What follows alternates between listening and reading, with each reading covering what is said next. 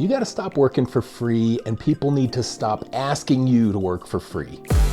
I'm gonna show you how to do that in this video. Some people think that design is just pushing a button. Just push a button, make website, push a button, design logo, and it's not that simple. Designers know that, we know that, but a lot of the people out there don't know that it's not as easy as what some of these tools make it seem to be to the non-designer world. These AI tools and Canva and downloadable design templates and things, it's all making it easy, and you need to keep your eye on it. And there is a commoditization of design happening in the world, but we're not there yet. And the work that you do has value. Today we're going to talk about working for free from a few different angles, actually 3 different angles.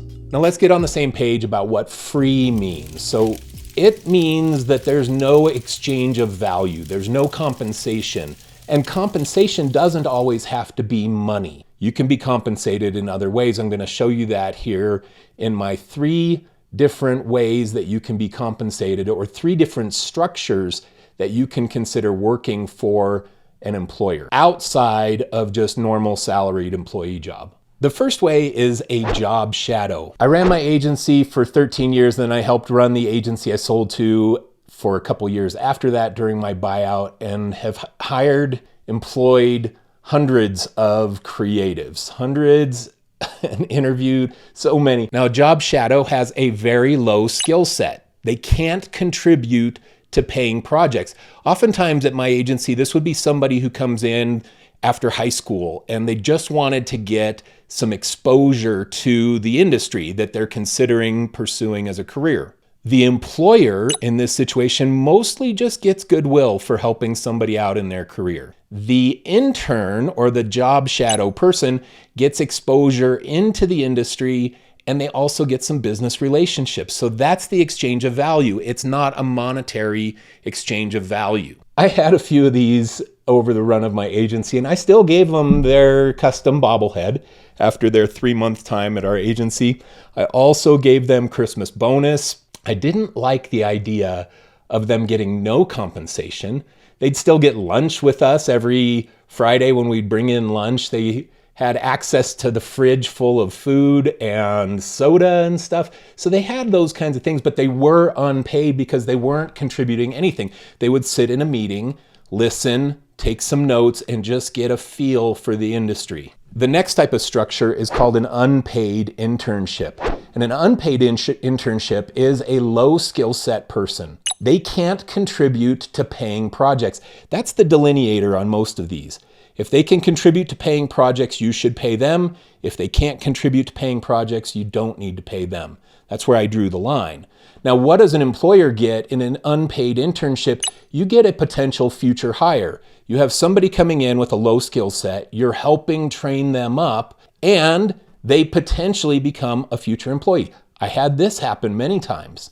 We had several interns. They would come from the university nearby, and they would come to our office for a couple hours a day. They would be an unpaid internship until they could contribute to paying projects. And then I never felt good about not paying them, so I would change them to a paid internship, which we're going to talk about in a second. The intern in this situation gets a potential future job. They get their foot in the door. They get exposure to projects and portfolio growth. So that's the exchange of value.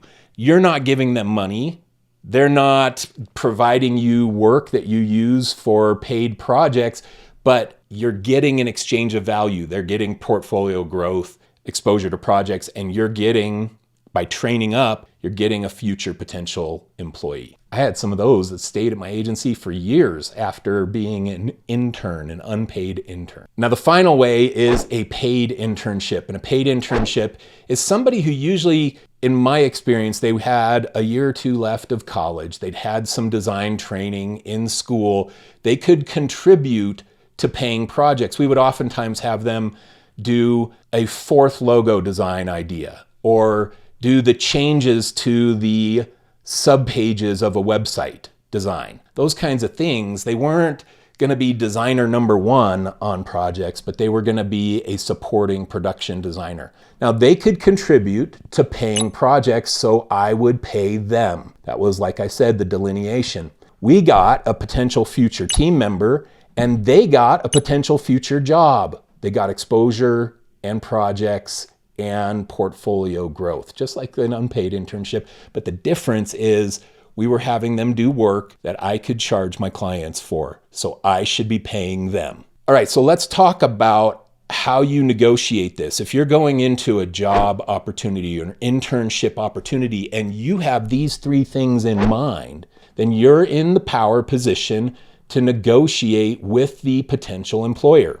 And I would sit and I would recommend that you say it like this. If you know that you don't have the skill set to produce paying work and it's more of a job shadow relationship or job shadow opportunity that you're trying to get, then say it to them. Tell them, hey, the way I look at it, there are three different ways that we could structure something. The first one is a job shadow, the next one is an unpaid internship, and the next one is a paid internship. With a job shadow situation, since I don't contribute to paying work, I don't feel like you should pay me. You get the goodwill of helping me grow in my career. I get some relationships with you and exposure to the industry. So there's a win-win there as a job shadow.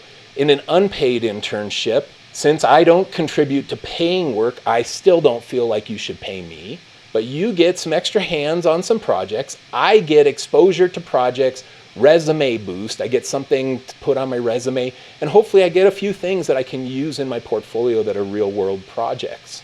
And then the paid internship goes like this. It's since I can contribute to paying work, I'd like to be paid, but it doesn't have to be some huge salary. I understand that I'm just getting started in my career. I just would like to be compensated if I'm contributing to paying projects for your business.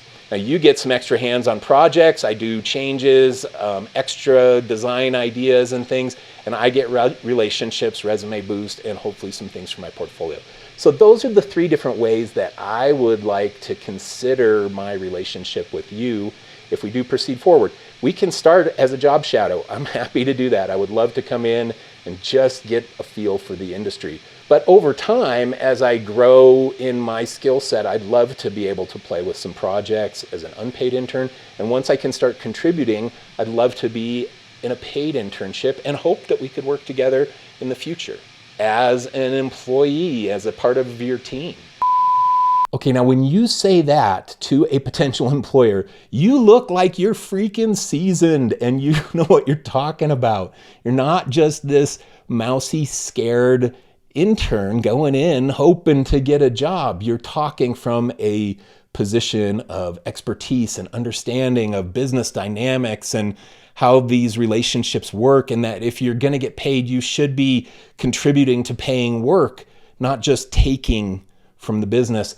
So that's my recommendation if you're looking for one of these opportunities. Now, if you're an employer and you're watching this video, then I highly encourage you to consider the same thing. Be fair to your team. If you have somebody that is contributing to paying work, then pay them money. Pay them money. Don't just take their work, their labor, and consider it, oh, got a free employee here. This is the best. Don't use people like that. If they can contribute to paying work, then pay them. It doesn't have to be gigantic when they're in the internship phase of their career, but man, be fair to people. All right, those are just some thoughts about working for free and some of this unsaid expectation that some businesses and agencies have that, oh, we gotta get a bunch of interns in here and just crank them out. Crank them out. You hear that not just in the design industry, but in other industries as well. And I don't think it's fair. I know it's not fair. It's not fair.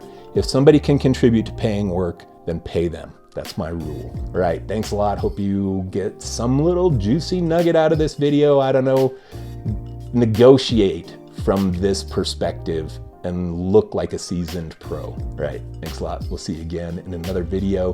Hit the subscribe button, drop a comment, do all the stuff that they tell you to do on YouTube. Thanks so much. See you soon.